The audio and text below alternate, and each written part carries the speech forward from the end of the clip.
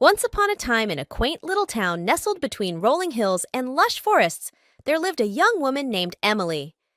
Emily was kind-hearted and loved by all who knew her, but she harbored a secret longing for someone special to share her life with.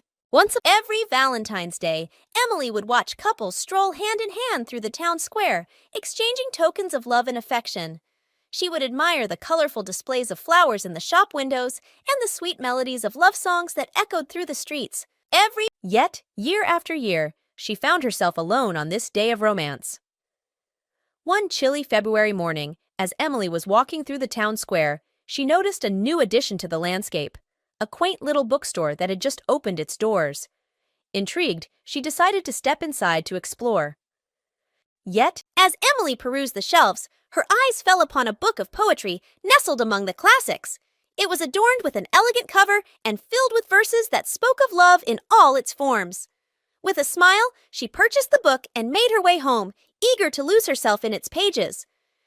That evening, Emily curled up by the fireplace with a cup of tea and began to read.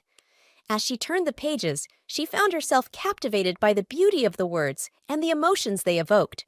Lost in the world of poetry, she didn't notice the time slipping away until a soft knock at the door startled her from her reverie. Curious, Emily opened the door to find a young man standing on her doorstep, holding a single red rose. His name was Matthew, and he had recently moved to town to open the bookstore she had visited earlier that day.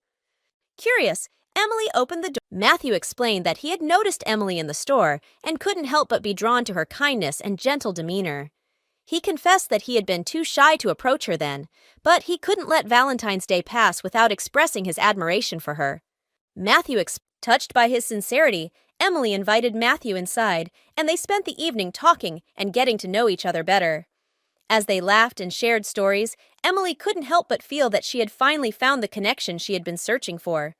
Touched by his sincerity, from that day forward, Emily and Matthew's love blossomed like the flowers in the town square. They spent countless hours exploring the bookstore together, discovering new treasures and weaving their own love story among the shelves. From that day, and every Valentine's Day, as they walked hand in hand through the town square, Emily would smile as she remembered the day she found not only a beautiful book of poetry, but also the truest love she had ever known. And every Ice in my veins, I've been driving this train. Years in this lane, there's no stopping.